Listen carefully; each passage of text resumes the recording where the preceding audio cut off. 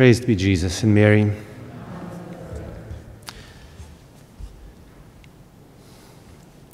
Saint Pius X was born in 1835 in northern Italy, near Venice.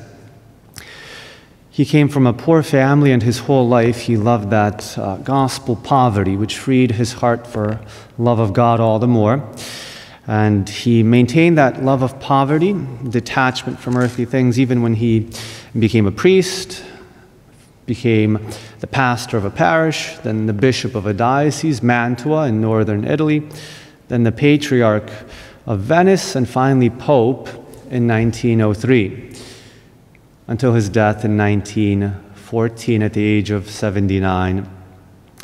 He was filled with love of God, and this love of God gave him that apostolic fortitude which we mentioned in the opening prayer, an apostolic fortitude which he needed to defend the Catholic faith, which at that time was under attack from a heresy called modernism.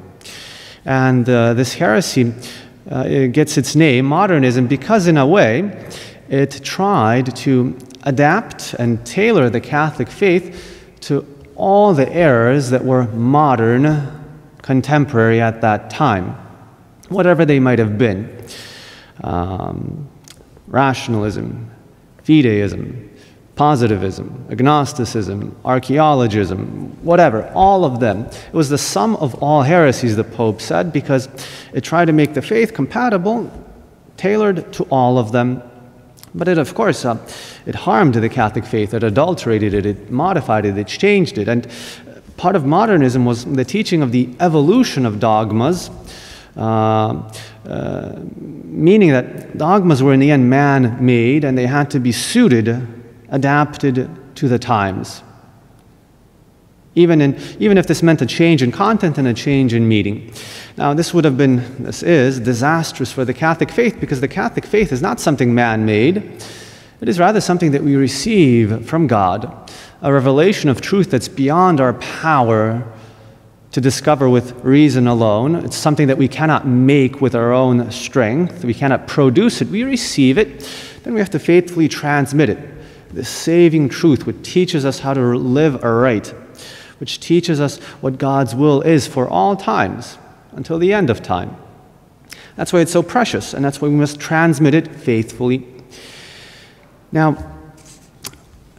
one of the ways that St. Pius X tried to uproot this heresy, which was spreading, even seeping into the church a little bit, was by means of course, documents, exhortations, discipline. And one of these disciplinary measures was the so-called oath against modernism, which all those who had responsibility of transmitting the faith had to take, to kind of realize, wow, the danger of this heresy.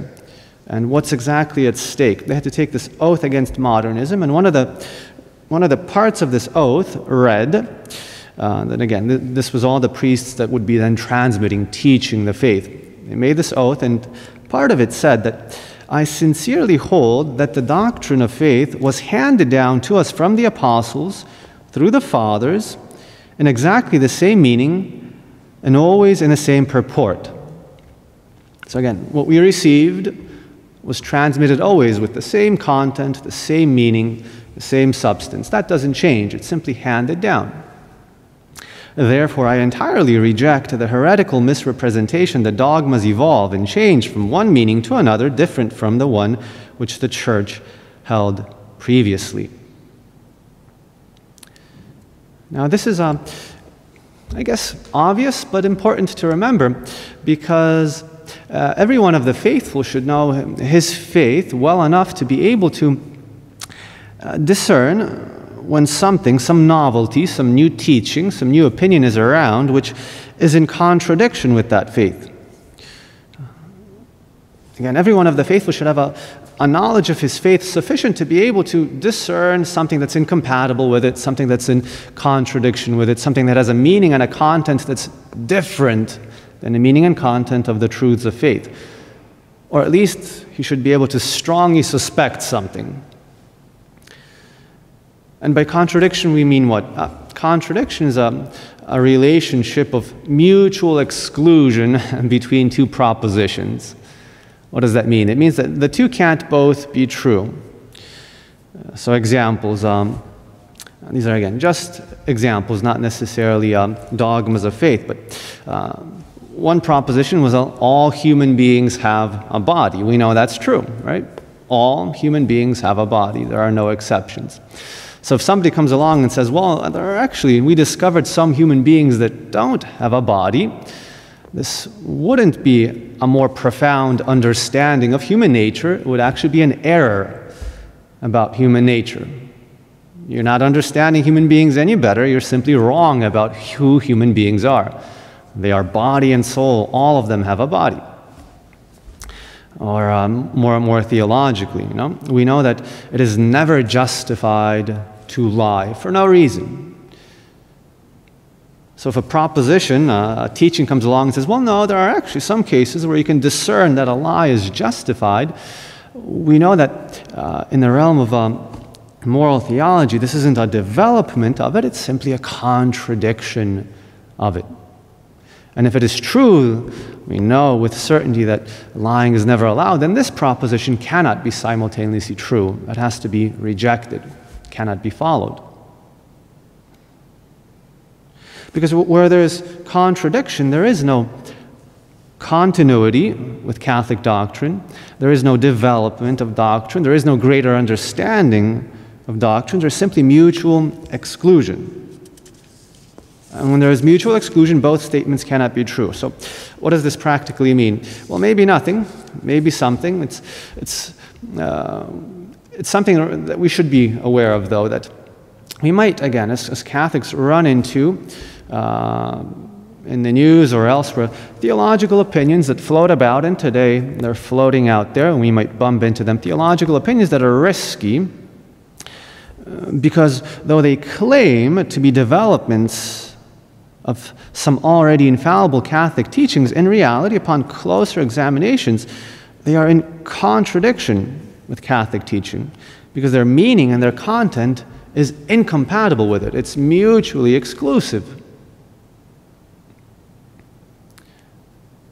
And when a Catholic runs into that situation, he should be able to discern it, or at least strongly suspect this novelty as being incompatible with his faith and be on his guard against it. And the Catholic teaching which is being contradicted, the surer we can be that such novel theological opinion is false. And if it's an infallible Catholic truth that is being contradicted, then we can be infallibly sure that this novelty is actually an error. It's not a development. It's not in continuity. It's not a deeper understanding. It's simply an error.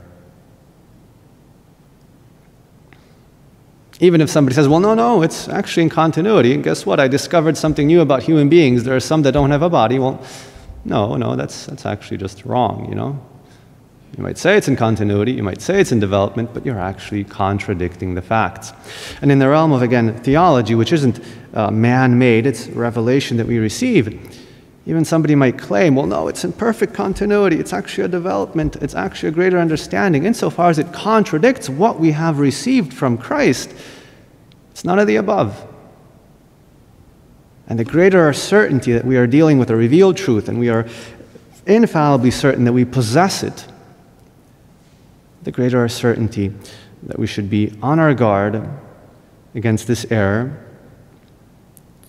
and that we should pray to Our Lady for that same apostolic fortitude in order to persevere against the temptations to stray from the faith, which can sometimes be very subtle, and pray to Our Lady for perseverance in real continuity with the true faith, without any scruples for being in conflict with the spirit of the times, which always battles the spirit of Christ, the errors of the times, which are always incompatible with the eternal truth of the gospel. Praised be Jesus and Mary.